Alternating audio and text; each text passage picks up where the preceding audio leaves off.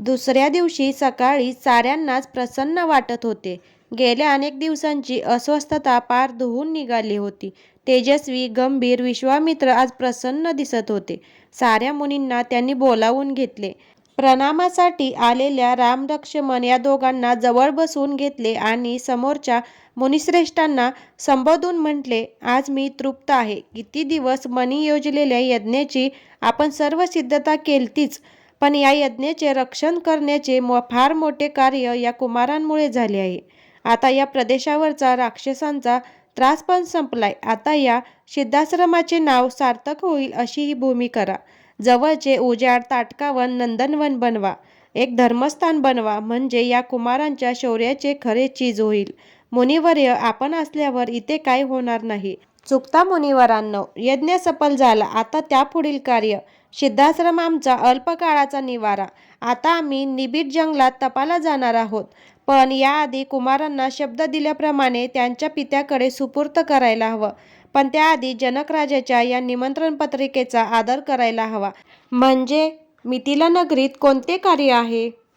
होय, जनक राजाचे परमधर्ममय यज्ञ योजला आहे. आपणा सर्वांना तिथे जावे लागेल. आपण या दोघा दशरथ नंदनांनाही बरोबर घेऊयात. तिथून मग अयोध्येला जाऊ. मी असं ऐकलंय, यज्ञानंतर जनक राजांच्या जवळ असलेल्या शिवधनुष्याची क्षमता आजमावण्यासाठी असंख्य राजांना व राजकुमारांना आमंत्रित केले आहे. खरं आहे का हे? एका शिष्यवराने पृच्छा केली. होय, म्हणून तर कुमारांना अयोध्येकडे जाण्याची घाई असणार हे मला कळतंय.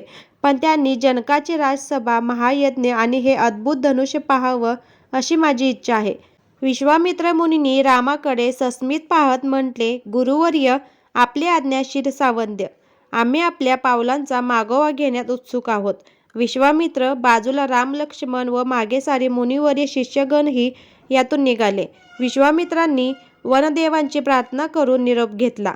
त्यांनी म्हटले, वनदेवांनो, मी माझे यज्ञकार्य सिद्धीस नेले आहे. गंगेच्या उत्तर तीरावरील हिमालय पर्वतावर पुन्हा तपसिद्धीसाठी जात आहे. हा प्रदेश सुखी, संपन्न, समृद्ध व्हावा हीच मनोकामना. राम लक्ष्मणांच्या शिरावरचे फार मोठे ओझे उतरले होते. आजपर्यंत वयापेक्षाही मोठे होऊन यज्ञ संरक्षणाचे कार्य त्यांनी प्राणाची बाजी लावून केले.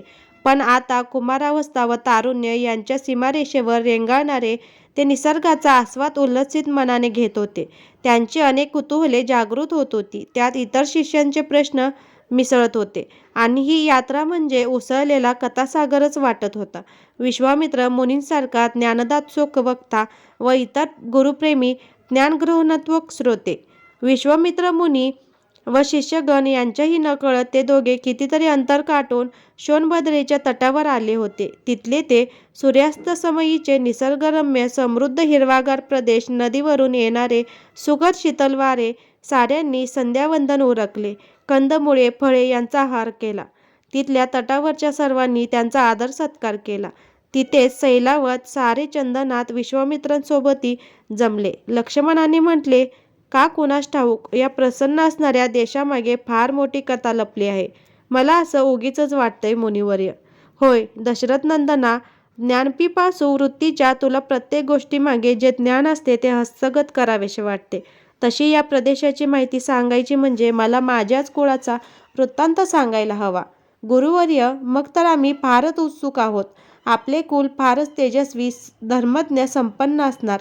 म्हणूनच हा प्रदेशही भाग्यशालीच असणार. आपलं म्हणणं खरं आहे.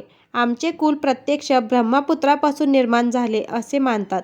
ब्रह्मदेवाचा पुत्र कुश हा महापराक्रमी तसाच महातपस्वी राजा होता. विदर्भाची राजकुमारी त्याची पत्नी ही उच्च कुलोत्पन्न अशी होती. कुश राजाचे 4 पुत्र, कुशांब, कुशनाश, असुरतरजस आणि वसु.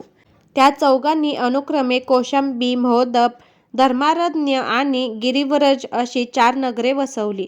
गिरिव्रज पुढे वसुमती या नावाने प्रसिद्ध झाली. 5 पर्वताने वेढलेली, मागधी नदीने पुण्यशील केलेली वसुमती नेहमीच हिरवीगार असते. राजा कुशनाश आपल्या 3ही बंधूंसारखा आपल्या राज्याचे कुशलतेने रक्षण करत होता. त्याला पुत्र नव्हता, पण कन्या मात्र देखण्या, सुशील होत्या. म्हणूनच वायुदेवाने त्यांच्यापुढे आपल्या प्रेमाचे प्रदर्शन केले तेव्हा त्या कुलवान कन्यांना खूप राग आला. तरीही त्यांनी संयमाने म्हटले, आमच्या घराण्याची ही रीत नाही. पिताश्रीच आमच्यासाठी वर पाहतील.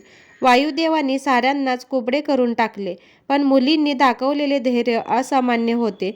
पित्याला खूपच कौतुक वाटले, पण माता अप्सरा घृताश्री मात्र कन्यांचे हे दयनीय कुरूप रूप पाहून अति अस्वस्थ झाली. त्यांचे विवाह कसे होणार? पण या कन्यांची विनयशीलता, स्वभावातील ऋजुता गंधर्व कन्या व महर्षी चुलींची पत्नी सोमदा जाणत होती.